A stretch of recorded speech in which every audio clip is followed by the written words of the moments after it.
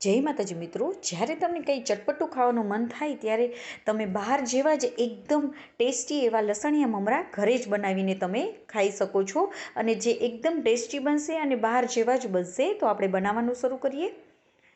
તો તેની માટે મેં અહીંયા એક તવીમાં પહેલાં આપણે મમરાને સરસ રીતે શેકી લેશું. આપણા કુરકુરા થાય તેવા મમરા હશે તો જ આપણને મજા આવશે ખાવાની.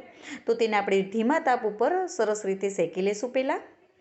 તો આવી રીતે આપણે ચૂરો બોલી જાય તેવા થઈ જાય એટલે આપણા મમરા સરસ રીતે શેકાઈ ગયા છે. તો હું તેને બીજામાં કાઢી લઈશ. બહાર જેવા જ એકદમ ટેસ્ટી બનશે જો તમે મારી આ રીતથી બનાવશો તો. હવે આપણે લસણની ચટણી બનાવી લઈશું. તેની માટે અહીંયા આપણે લસણ લઈ લઈશું અને કાશ્મીરી લાલ મરચાંનો પાવડર 2 ચમચી જેટલો ઉમેરીશું. તમે તમારા તીખાસ પ્રમાણે વધઘટ કરી શકો છો. અને કાશ્મીરી લાલ મરચું પાવડર નાખશો તો તેનો લસણીયા મરચાં મમરાનો કલર એકદમ સરસ આવશે. તો આવી રીતે આપણે ચટણી બનાવી લેવાની છે. હવે આપણે એક પેન લઈ લઈશું. તેમાં આપણે જરૂર મુજબ તેલ ઉમેરી દેવાનું છે.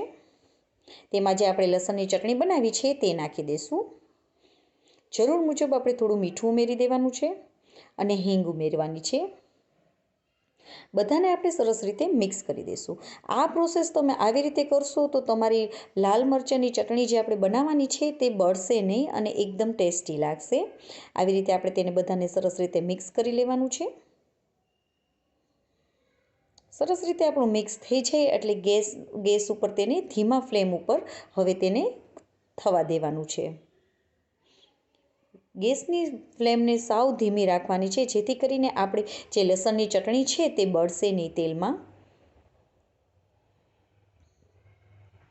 તો 4 થી 5 મિનિટમાં તમારે સરસ રીતે લસણની ચટણી તૈયાર થઈ જશે. તમે જોઈ શકો છો. તો હવે ગેસની ફ્લેમને આપણે બંધ કરી દઈશું અને ગેસ ઉપરથી તેને ઉતારી લેશું જેથી કરીને આપણી લસણની ચટણી બળે નહીં.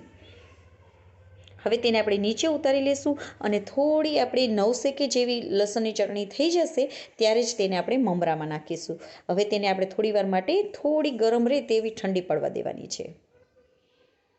તો થોડીક જ ગરમ છે તેવી ઠંડી થઈ જાય એટલે આપણે તેને મમરામાં નાખી દઈશું અને તેને આપણે હળવા હાથે મિક્સ કરવાનું છે બધાને. હવે 2 હાથેથી આપણે આવી રીતે હળવા હાથે આપણે તેને મિક્સ કરશું. તો છે ને એકદમ ઇઝી અને ઝટપટ બની જશે તમારા લસણીયા મમરા અને તમે બહાર જેવા જ ટેસ્ટી બનશે અને ચટપટા બનશે જે બધાને ખૂબ જ પસંદ આવશે.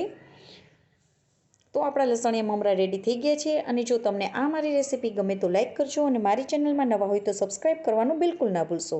અને તમને આ મારી રેસીપી કેવી લાગી તે કમેન્ટ કરીને જરૂરથી જણાવજો. જય માતાજી મિત્રો.